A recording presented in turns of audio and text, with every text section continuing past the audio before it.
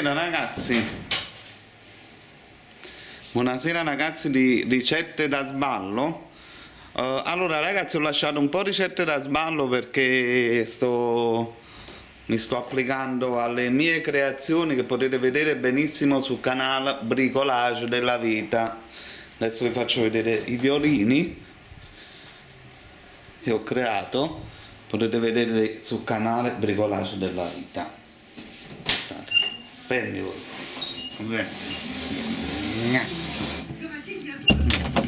Voilà, ragazzi, quindi ho tralasciato un pochettino il canale proprio per fare queste cose qui. Potete benissimo vedere sul Bricolage della Vita come si realizzano queste cose. Adesso faremo un piatto buono, molto buono, che si può fare in due modi, in tre modi, utilizzando le fave fresche, fave surgelate o fave praticamente secche. Quindi facciamo una bella pasta e fave, bella ricca e dinamica. Allora, la prima cosa che noi andremo a mettere sarà una bella quantità di fave.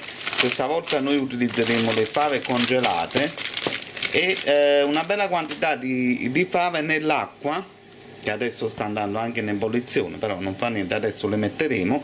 Il tempo di cottura sono 6-7 minuti e dopodiché noi le scoleremo e faremo la pasta e fave con le fave che noi abbiamo praticamente preso, quindi che abbiamo praticamente cucinato. Allora, a più tardi vi faccio vedere il resto della preparazione. Voilà. Allora ragazzi, adesso per realizzare questa pasta e fave, che è praticamente buonissima, dobbiamo aspettare 6-7 minuti che si cuociono le fave. Voilà, quindi 6-7 minuti ed incominciamo a preparare tutti gli ingredienti che servono poi per realizzare la pasta. In questo momento è stato messo anche l'acqua per la pasta, perché il tutto è praticamente separato. Quindi adesso vi faccio vedere come si realizza. Voilà. Allora ragazzi, dei pomodori che servono per creare una certa acidità, perché altrimenti tutto risulta molto dolce, perché abbiamo la carota, abbiamo le fave che in sé per sé sono dolci. Allora, del basilico che comunque è anche dolce, quindi potete aggiungere sia basilico che prezzemolo, un porro che ugualmente anche ha una sua dolcezza, il sedano, poi utilizzeremo del lardo o quindi della pancetta, un po' di piccante, un po' di peperoncino, sale rosa e olio extravergine d'oliva e anche praticamente un aglio che adesso andiamo a prendere. Voilà, un po' d'aglio così. Allora, quindi adesso incominciamo a tritare tutto e incominciamo anche a cucinare. Voilà. Allora, le nostre fave sono quasi a cottura. Allora, qui voi potete fare due cose: o prendete le fave e create una purea che l'andrete logicamente a terminare di cuocere nel composto che abbiamo preparato qui, che sarebbe un composto di porro, sedano e carota, e quindi fate lo stesso procedimento. Oppure, se la fava vi piace intatta praticamente, voi potete rimanerle così senza nessun tipo di problema. Questa è una cosa che è a piacere vostro, però a volte si possono creare dei piatti molto fantasiosi utilizzando come base una crema di fave, e quindi il procedimento per fare una crema di fave è praticamente proprio questo. Quindi potete prendere il tutto e mettere in un frullatore e quindi avere così una purea di fave che ugualmente andrete a lavorare con gli aromi, perché altrimenti non sa di niente. Ok? Allora noi abbiamo messo quindi dell'aglio nell'olio, quindi giusto un folino d'olio, non esagerate mai, e quindi adesso che le fave saranno praticamente cotte, le scoliamo e cominciamo a cuocere il nostro aglio. Lo facciamo diventare dorato, quindi facciamo fare il suo lavoro, dopodiché inseriremo questo composto, e al composto automaticamente, per non fare bruciare il porro, andremo a inserire il lardo e i pomodorini, in modo che si forma un po' di umidità e quindi non si bruciano tutti gli altri ingredienti. Voilà, allora ragazzi, quindi stiamo facendo lavorare il nostro aglio e quindi abbiamo scolato anche le fave. Direte voi perché non è utilizzato poi il liquido delle fave per rendere tutto più gustoso? Perché semplicemente sono state delle fave cotte, non aromatizzate, quindi io consiglierei che casomai voi volesse fare questo lavoro dovete anche aromatizzare l'acqua, oppure magari fate un brodo vegetale a parte, perché altrimenti non sa di niente.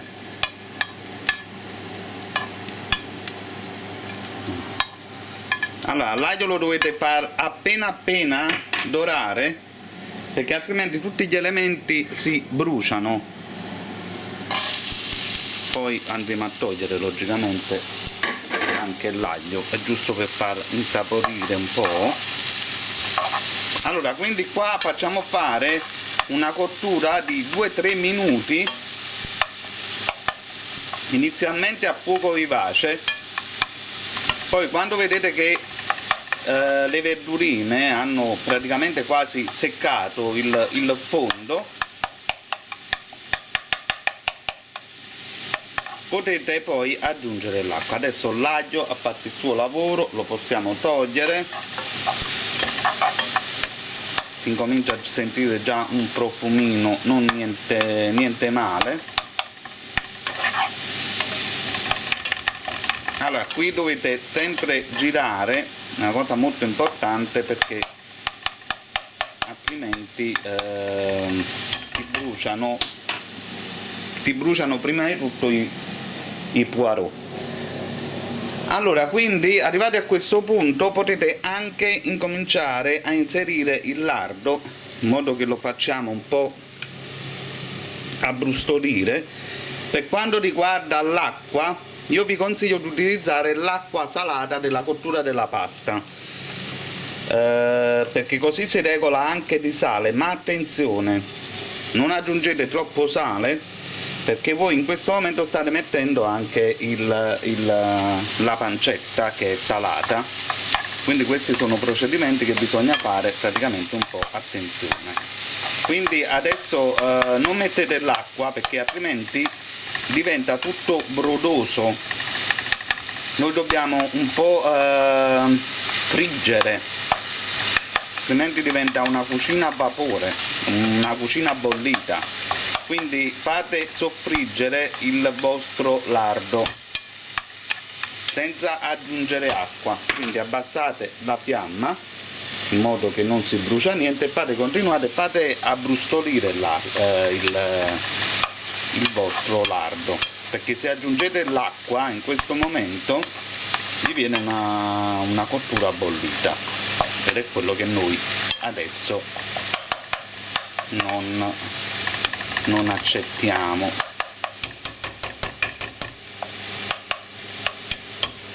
Quindi nel totale fate questi 2-3 minuti di cottura, dopodiché incominciate ad aggiungere il pomodoro. Arrivati a questo punto potete anche incominciare a buttare la pasta.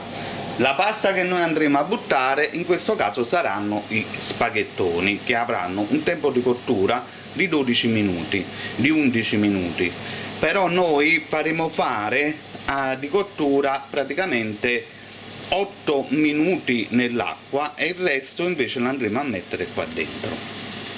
Quindi il resto del tempo andremo a insaporire la pasta nella nostra pasta e fave.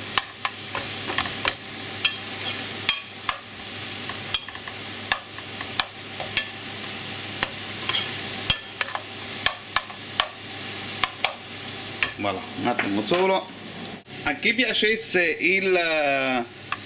la pancetta più croccante, voi potete fare anche un altro procedimento, cioè tagliate quindi la pancetta e la mettete in forno a 180 gradi a forno caldo per 3 minuti. Vedete che quella si indurisce e caccia tutto il suo lardo e diviene molto molto croccante, quindi la potete inserire poi direttamente qua dentro. Allora adesso andremo ad aggiungere giusto qualche cucchiaino di acqua per evitare che si bruci. Quindi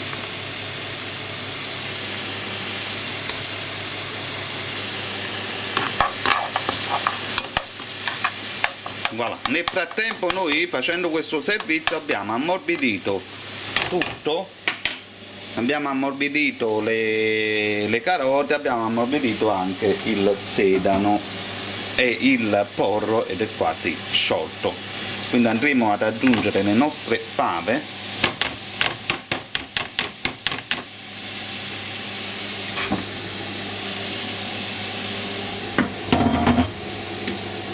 Sto cercando di utilizzare fino alla fine perché vedevano che erano molte, ma in realtà non è così.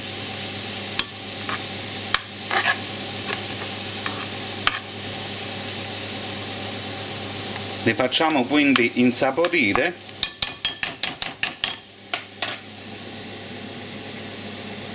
Diamo poi il fuoco e schiacciamo 4 pomodori all'interno.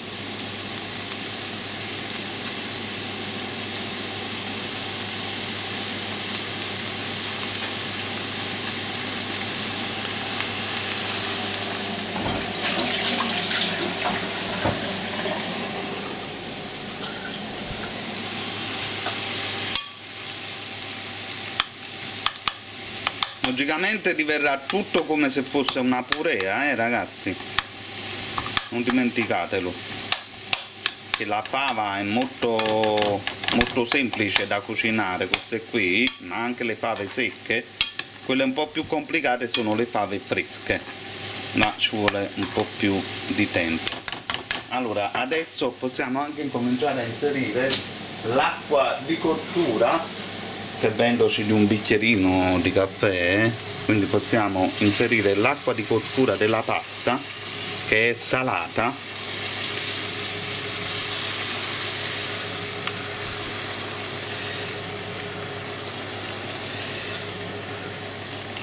E quindi continuiamo a fargli fare la cottura.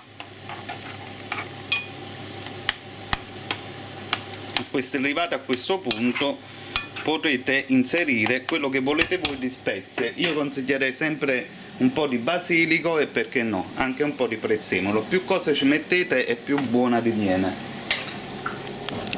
Allora ragazzi, la fava posa molto bene con il parmigiano, quindi volendo o inserite dei pezzi di parmigiano all'interno oppure magari una grattata di parmigiano alla fine, però non è obbligatorio.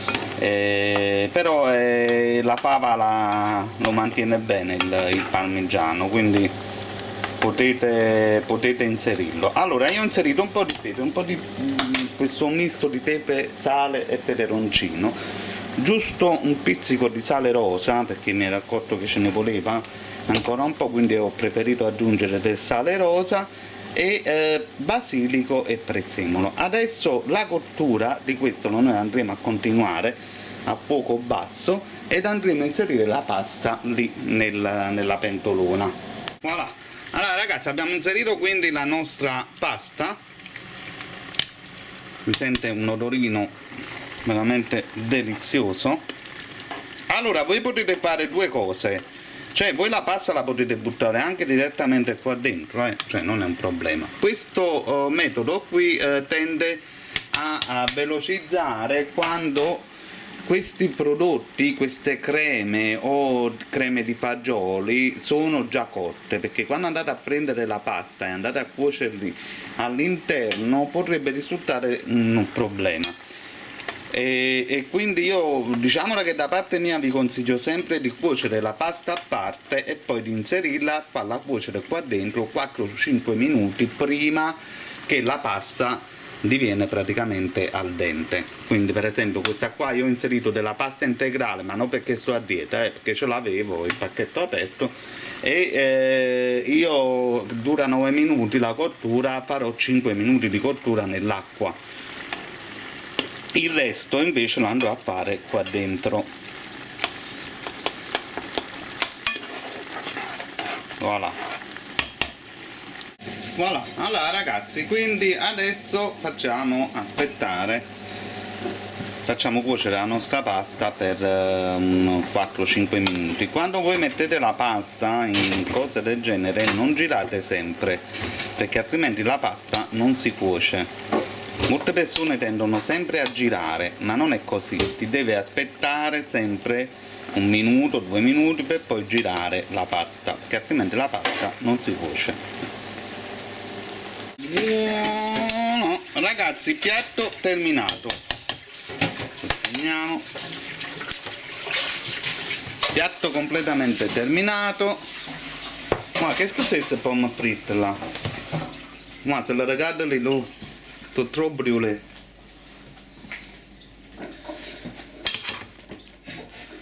Mamma mia, bel corso di cucina. Allora ragazzi, quindi impiattiamo, dalle prossime puntate faremo delle ricette molto chic, molto sofisticate, con impiattamenti molto chic e molto sofisticati, quello che non stiamo facendo praticamente adesso, neanche la trattoria fa questo tipo di impiattamento, però noi realizzeremo dei piatti veramente molto molto chic. Quindi questa qua è l'ultima puntata che voi vedete in questo modo. Poi ci saranno le altre puntate che verranno caricate, saranno fatte veramente per bene. Mi sto organizzando per poi continuare questo canale che a me piace molto, anche se ricevo molte critiche. Questa è Elio, credo che sia più che sufficiente.